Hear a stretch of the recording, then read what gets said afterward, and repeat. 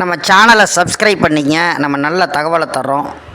விருச்சிக ராசி அன்பர்களுக்கு சுக்கிரன் ஒரு தன்னுடைய வீட்டிலேருந்து 6ஆம் வீட்டில் மறைவார். இருந்தாலும் 12ஆம் வீட்டை பார்ப்பார். 12ஆம் வீட்டை பார்க்கும்போது ஹஸ்பண்ட் ஒய்ஃபுக்குள்ளே சண்டை சச்சரவு பிரச்சனை இருந்தால் அந்த பிரச்சனை கண்டிப்பாக தீந்துடும். இந்த ஒரு சாதாரண விஷயங்களுக்கு சில பேர் பேசிக்காமல் கூட இருப்பாங்க பார்த்தீங்களா, அந்த பிரச்சனை உடனே தீரும்.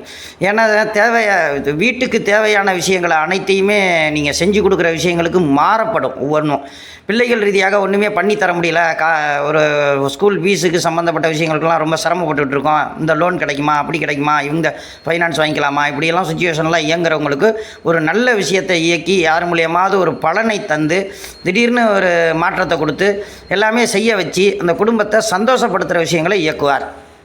இந்த குருவும் உங்களுக்கு சப்போர்ட் பண்ணுற இடத்துல தான் இருக்குது. இப்போ குருவின் பார்வையில் உங்களுடைய ராசி இருக்கிறதுனாலேயே ரொம்ப அற்புதமாக இருக்கும்.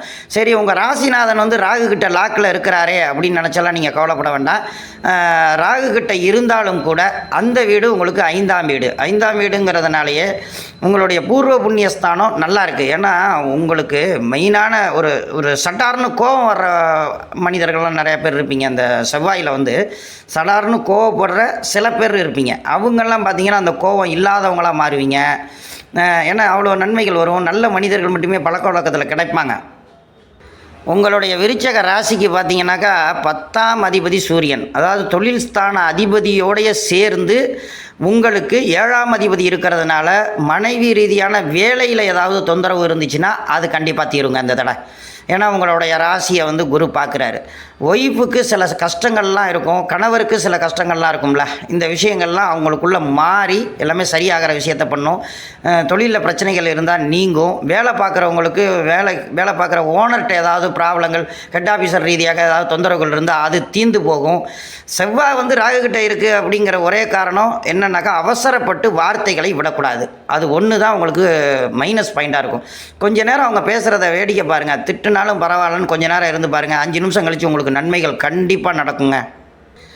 மெயினாக குழந்தைகளுக்கு செலவு பண்ணுற விஷயத்தை வேணால் அதை எடுத்துக்கலாம். நம்ம உங்களுடைய ராசிநாதன் ராகுவோடு இருக்கிறார், புதனோடு இருக்கிறார். புதன் உங்களுக்கு ஒரு 8ஆம் வீட்டு அதிபதி அப்படிங்கிறதுனால செலவு விஷயங்கள், குழந்தைகள் ரீதியாக செலவு விஷயங்கள் ஏதாவது இருக்கும்.